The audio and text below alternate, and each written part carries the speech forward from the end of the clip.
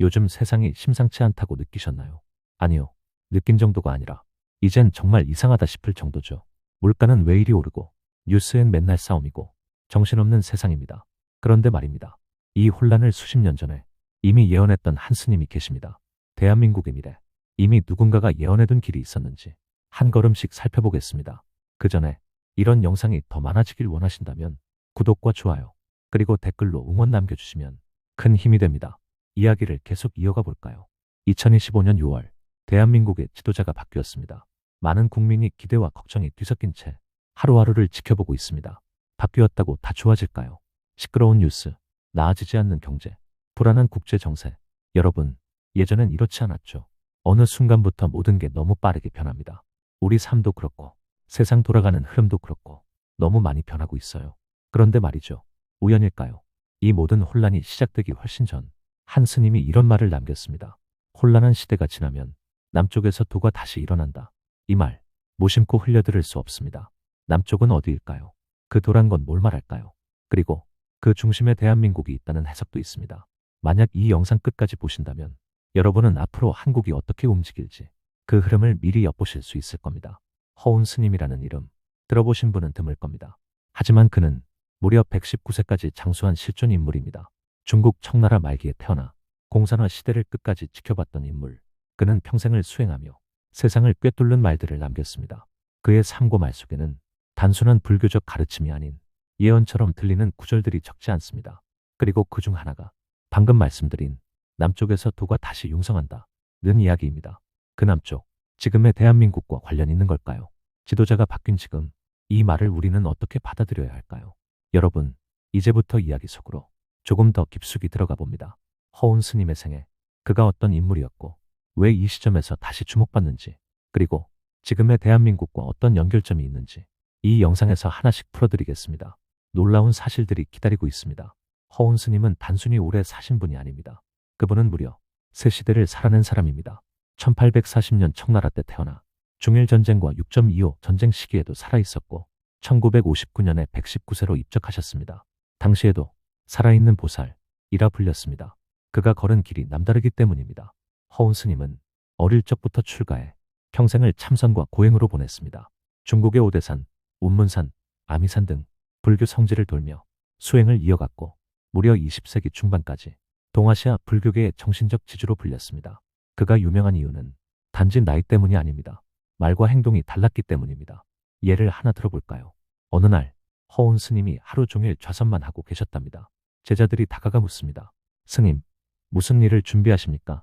그때 스님은 웃으며 말했답니다. 이 나라에 곧 큰 바람이 불 것이니 나는 다만 그 바람의 흐름을 읽고 있을 뿐이다. 그로부터 몇 년 뒤 청나라가 망하고 중화민국이 탄생합니다. 이후에도 비슷한 일화들이 이어집니다. 일제 침략, 중일전쟁, 국공내전, 공산화까지 그는 직접 참여하지 않지만 모두 예견한 듯한 언급을 남겼습니다. 기록된 문헌에는 그가 앞으로 진짜 혼란은 동북아에서 시작된다, 이런 말도 남겼다고 합니다. 이 대목에서 많은 사람들이 다시 주목합니다. 동북아, 그리고 남쪽, 즉 한반도를 향한 암시로 해석되기 때문입니다. 허운 스님의 말씀 중 가장 많이 회자되는 구절이 있습니다. 앞으로 남방에서 도가 일어나고 진정한 스승이 그 땅에서 다시 나타날 것이다. 남방, 도가 부활, 참 스승. 이건 단지 불교 이야기로 볼 수 없습니다. 현대의 여러 해석자들은 이 말을 동양 정신의 중심이 한국으로 이동한다는 뜻으로 풀이합니다. 게다가 허운 스님은 진짜 스승은 전쟁 이후에 나타난다는 말도 남겼습니다. 대한민국은 전쟁을 겪었고 그 후 눈부신 성장과 함께 정신문화, 기술, 종교 모두에서 새로운 길을 열어가고 있습니다. 허운 스님이 말한 그 진짜 스승은 지금 이 시대에 등장하는 걸까요? 혹은 아직 나타나지 않았지만 다가오는 변화 속에서 우리 곁에 다가오는 것일까요? 중요한 건 그가 남긴 말들이 단순히 형이상학적인 예언이 아니라 당대 현실에 기반한 통찰이라는 점입니다. 실제로 허운 스님은 시대 흐름을 꿰뚫는 안목으로 수많은 고승과 제자들에게 영향을 줬습니다. 중국 정부가 공산화되던 시절 많은 불교 지도자들이 투옥되거나 사라졌지만 허운 스님만은 살아남아 수행을 이어갔습니다. 그가 왜 살아남았는지는 아직도 미스터리로 남아 있습니다. 한 가지 분명한 건 그의 말 한마디 한마디가 지금 이 시대에 와서 다시 조명되고 있다는 사실입니다. 우리도 이제 그의 말을 예언처럼 듣는 것이 아니라 세상을 바라보는 지혜로 받아들여야 할지도 모릅니다. 허운 스님이 보았던 미래, 그 미래는 지금 우리가 살아가는 이 땅, 대한민국에서 펼쳐지고 있는지도 모릅니다. 2025년 6월, 대한민국은 새로운 대통령과 함께 정권이 바뀌었습니다. 지금 이 영상 보시는 여러분, 혹시 이런 생각 안 드셨나요? 또 바뀌긴 했는데 이번에도 별반 다르지 않겠지. 혹은 이번엔 뭔가 좀 나아질까? 불신과 기대, 두 감정이 동시에 드는 게 현실입니다. 실제로 지금 정치, 경제, 외교 모든 면에서 상당히 불안한 상태입니다. 정치에선 여전히 갈등이 반복되고 있고 경제는 고금리와 물가 상승으로 팍팍합니다. 한편으론 북한 문제나 외교 긴장도 잦아들 기미가 보이지 않죠. 하지만 이런 상황 자체가 예언과 연결되는 포인트가 있습니다.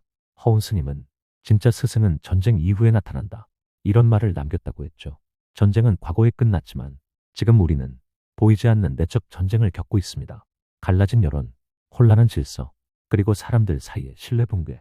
이런 혼란은 단순히 정권 바뀐다고 끝나는 게 아닙니다. 오히려 이 혼란이 변화의 전조일 수 있다는 게 예언을 연구하는 사람들의 공통된 해석입니다. 더 놀라운 건 허운 스님의 말 중에 이런 표현도 전해진다는 점입니다. 세 번의 혼란이 지나면 진짜 중심이 남방에서 깨어난다. 지금까지 우리 사회는 크고 작은 격동기를 3번 정도 겪었습니다. 외환위기, IMF, 코로나 팬데믹, 그리고 지금의 네 번째 시기는 정신적 혼란과 방향 상실의 시대라 할 수 있죠. 정권 교체는 그 모든 흐름 속에서 하나의 전환점일 수 있습니다. 정치는 단지 사람이 바뀌는 게 아니라 그 사람을 통해 나라의 기운이 달라지는 시기입니다. 예언을 믿지 않더라도 이 시기에 정말 뭔가 새로운 흐름이 시작되는 건 분명히 느껴집니다. 그렇다면 허운 스님이 말한 참된 지도자, 그 사람은 지금의 인물일까요? 아니면 지금은 아직 그 길목일 뿐일까요? 이건 누구도 단정 지을 수 없습니다. 하지만 이제껏의 한국 정치사를 보면 중요한 공통점이 하나 있습니다. 국민이 깨어있을 때 진짜 지도자가 등장했다는 점입니다. 여러분, 우리는 이미 수많은 지도자를 봐왔습니다. 민주화 운동도, 산업화도 모두 여러분 세대가 주축이었습니다. 그렇기에 지금의 변화가 어떤 방향으로 흘러갈지는 이 시대를 살아온 여러분의 눈과 생각이 가장 정확할 수도 있습니다. 그 변화의 흐름 속에서 허운 스님의 말이 다시 떠오르는 건 우연일까요? 예언은 언제나 그럴 수도 있다는 가능성의 언어입니다. 하지만 지금처럼 정치와 사회가 동시에 요동치는 시점에 수백 년 전의 말이 다시 주목받는 이유는 우리가 어쩌면 그 가능성을 느끼고 있기 때문일지도 모릅니다. 이번 정권 교체는 단지 정치 변화가 아니라 대한민국이 정신적으로 다시 깨어나는 신호일 수도 있습니다. 다음 챕터에서는 허운 스님이 말한 남방과 도가 융성한다는 말이 왜 지금의 한국과 연결되는지 구체적인 흐름으로 풀어보겠습니다. 허운 스님의 예언 중에서 가장 많이 회자되는 구절 중 하나가 바로 이것입니다. 앞으로 남방에서 도가 일어나고 진정한 스승이 그 땅에서 다시 나타날 것이다. 여기서 말하는 남방, 즉 남쪽은 단순한 방향이 아닙니다. 당대 중국에서 남방이라 하면 지리적으로는 중국 남부나 동남아시아를 의미할 수 있었고 불교적으로는 정신적 부흥의 새로운 중심지를 뜻하기도 했습니다. 그렇다면 왜 이 말이 지금 한국과 연결되어 해석되고 있을까요? 먼저 지리적 위치를 보겠습니다. 대한민국은 동북아의 중심이지만 중국 본토에서 보면 명백한 남방입니다. 특히 산둥 반도나 베이징에서 한반도를 보면 직선으로 남쪽 방향에 위치합니다. 이 때문에 중국 내 일부 불교계에서는 한반도를 남방에서 도가 일어날 나라로 해석하는 시도가 이미 오래전부터 있었습니다. 또 하나의 근거는 불교의 전파 경로입니다. 불교는 인도에서 시작돼 중국과 한국을 거쳐 일본으로 넘어갔습니다.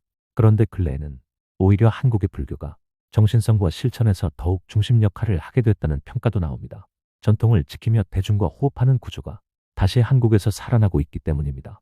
즉, 허운 스님의 말처럼 도가 다시 살아나는 곳이 있다면 그건 현실적으로 대한민국일 가능성도 배제할 수 없습니다. 여기서 말하는 도, 그건 단순히 도교나 불교 교리를 의미하지 않습니다. 지금의 해석자들은 이 도라는 말을 정신문화 전반, 즉 한 나라가 가진 철학, 예의, 정의감, 공동체 의식, 이런 넓은 의미로 풀이합니다. 그렇다면 왜 지금 한국이 주목받고 있을까요? 전 세계가 주목하는 문화, 기술, 그리고 윤리적 흐름에서 한국은 강력한 소프트 파워를 가진 나라로 떠오르고 있습니다. K-드라마, K-팝, 한식, 전통문화, 예전에는 그저 동양의 작은 나라였지만 지금은 정신적 가치와 감성을 세계에 전달하는 중심 국가가 되었습니다. 게다가 국제사회에서의 역할도 커지고 있습니다. 개발도상국 지원, 국제 갈등 조정, 문화외교 등 단순한 경제력 이상으로 영향력을 발휘하고 있습니다. 이런 흐름을 볼 때 허운 스님이 말한 도가 다시 살아나는 남쪽 땅이라는 표현이 단지 과거형 상상이 아닌 현재와 연결된 메시지처럼 들립니다. 특히 주목할 부분은 스님이 말한 진정한 스승이 그 땅에서 나온다 는 말입니다. 여기서 말하는 스승은 반드시 종교적 지도자를 뜻하지 않습니다. 정신적 기준이 되어줄 참된 가치관과 방향을 제시할 수 있는 존재 혹은 나라 자체를 말할 수도 있습니다. 즉, 전 세계가 혼란에 빠져 있을 때 한국이 정신적 롤모델이 될 가능성을 내포하고 있다는 겁니다. 물론 이건 확정된 미래는 아닙니다. 하지만 허운 스님의 예언은 단순히 미래를 말하는 게 아니라 그 미래를 준비할 수 있는 방향을 우리에게 건네주는 역할을 합니다.